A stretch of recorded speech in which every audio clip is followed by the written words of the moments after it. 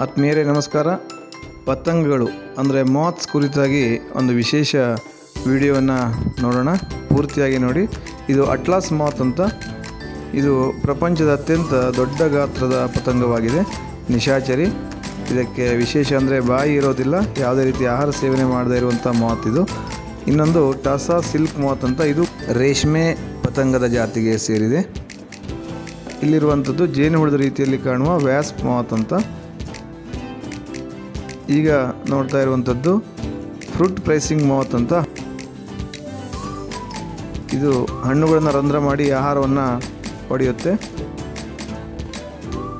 ಹಾಗಾಗಿ ಕೆಲವು ರೈತರಿಗೆ ಇದರಿಂದ ತೊಂದರೆ ಕೂಡ ಆಗುತ್ತೆ.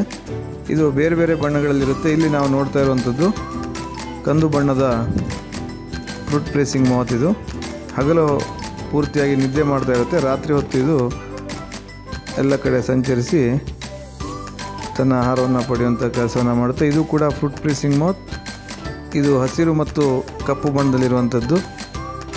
ಪತಂಗಗಳಿಗೆ ವಿಶೇಷವಾಗಿ ಹೆಸರನ್ನು ಕೊಡ್ತಾ ಇರ್ತಾರೆ. ಇದು ಸ್ಪಿಂಕ್ಸ್ ಮಾತ್ ಅಂತ. ರಾಕೆಟ್ನ ರೀತಿಯಲ್ಲಿ ನಿಶಾಚರಿಯಾಗಿ ಹಾರಾಡುವಂಥ ಒಂದು ವಿಶೇಷ ಪತಂಗ. ಇದು ಆಲೆಂಡರ್ ಹಾಕ್ ಮಾತ್ ಅಂತ. ಹದ್ದಿನ ರೀತಿಯಲ್ಲಿ ಕಾಣೋದ್ರಿಂದ ಈ ಒಂದು ಹೆಸರನ್ನು ಇಟ್ಟಿದ್ದಾರೆ ಅದಕ್ಕೆ. ಇದು ಕೂಡ ನಿಶಾಚರಿ. ಇದು ಪ್ಯಾಸೆಂಜರ್ ಮಾತ್ ಅಂತ.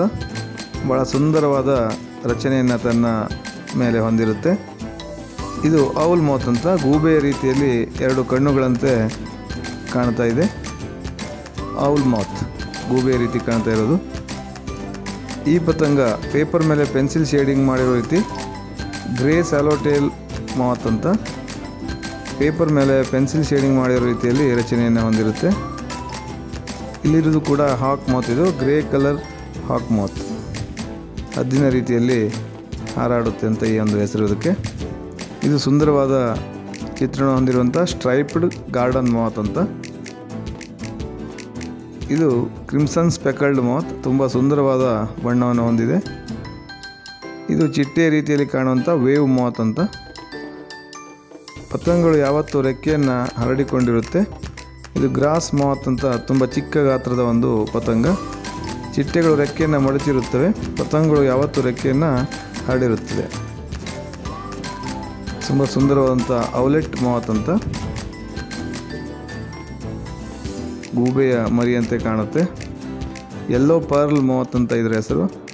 ಭಾಳ ಸುಂದರವಾದಂಥ ಶರೀರ ರಚನೆಯನ್ನು ಪತಂಗಗಳು ಹೊಂದಿರುತ್ತವೆ. ನಿಶಾಚರಿಗಳು ಹಗಲಿನಲ್ಲಿ ಒಂದೆಡೆ ಕುಳಿತು ನಿದ್ದೆ ಮಾಡ್ತಾ ಇರುತ್ತೆ, ರಾತ್ರಿ ಜಾಗೃತವಾಗುತ್ತೆ. ಇದರ ಹೆಸರು ಮಂಕಿ ಮಾತ್ ಅಂತ. ಮಂಗನ ಮುಖದಂತೆ ಇದರ ಕಣ್ಣುಗಳಂತೆ ಕಾಣುವಂಥ ಒಂದು ಶರೀರ ರಚನೆ. ಭಾಳ ಸುಂದರವಾದಂಥ ಒಂದು ಪತಂಗ.